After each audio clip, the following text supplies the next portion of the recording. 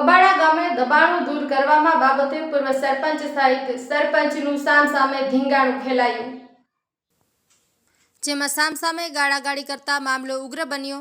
બંને પક્ષના લોકો 15થી વધારે લોકોને નાની મોટી ઈજાઓ થવા પામી છે। અમુક લોકોને આગળ રિફર કરવામાં આવ્યા છે। ઘટનાની જાણ થતાં પોલીસ કાફલો અબાડા ખાતે દોડી આવ્યો છે। ઘટના સ્થળે પોલીસ દોડી આવતા મામલો ઉથાળે પડ્યો છે। ગાડીના પાછળના ભાગમાં તોડફોડ કરવામાં આવી છે। ઝઘડાના વિડીયો સીસીટીવી કેમેરામાં કેદ થયા છે। નાની મોટી ઈજાઓ થતાં સરકારી હોસ્પિટલમાં સારવાર આપીને આગળ રિફર કરવામાં આવ્યા છે। ઝઘડાએ મોટું સ્વરૂપ ધારણ કરતા ગામમાં ફફડાટ ફેલાયો છે। ભાભર પીઆઈ એસડી ચૌધરીએ જણાવ્યું હતું કે ભાભર પોલીસે 4 ટીમો બનાવી છે। બંને પક્ષના આરોપીઓને પકડવામાં આવે છે। ભાભર પોલીસ ઘટના સ્થળે પહોંચીને પરિસ્થિતિને કંટ્રોલમાં કરી રહી છે। ગોપાલ કે પૂજારા, ભાભર। સવારે 8:30 થી 9 વાગ્યાની વચ્ચે મેસેજ આવેલા કે અબાડામાં બબાલ થાય છે, તે તાત્કાલિક પોલીસ સાથે અમે પહોંચી ગયેલા। અહીંયા આવી અને સમાચાર મળ્યા કે બળવંતજી ઠાકોર અને ભૂપતજી ચાંદાજી ઠાકોર વચ્ચે કંઈક બબાલ છે। બબાલનું મેઇન કારણ એવું છે કે ગામ વચ્ચે જે આરોગ્ય છે, હેલ્થનું પીએચસી જેવું નાનું એવું દવાખાનું, એની બાજુમાં બહુ મોટું માટી નાખીને દબાણ કરી દીધેલું હતું।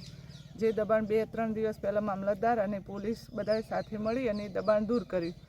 એની અદાવતમાં આજે કંઈક બળવંતજી ઠાકોર છે એ ભૂપતજીના ને એમના છોકરા બળવંતજીના છોકરાને આને મારવા માટે ગયેલા હતા, એટલે સામસામે ઝઘડો થયેલો છે। જેને વાગ્યું છે એ બંને હોસ્પિટલમાં છે અને ગામમાં હાલ ટોટલી પરિસ્થિતિ કંટ્રોલમાં છે। બીજો કોઈ બનાવ બનેલ નથી। કોઈ ઈસમોને પકડવામાં આવેલા છે? હાલ પૂરતા હજી ઈસમોને પકડવા નથી આવ્યા। દરેક ઘરે તપાસ કરી છે, એમના ખેતરોમાં પણ તપાસ કરી છે, પણ હજી સુધી કોઈ પણ એક ઈસમ પોલીસની પકડમાં આવેલ નથી।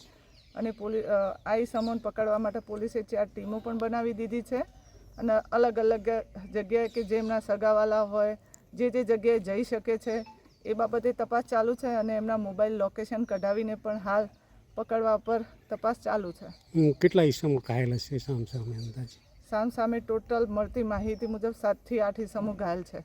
કોઈની સિરિયસ ખરી? કોઈ એવા એટલે એક એવો જેસોર કરીને છે કે જે સિરિયસ છે, જેને રાધનપુર રિફર કરે છે, રાધનપુર પાટણ ખાતે રિફર કરેલ છે।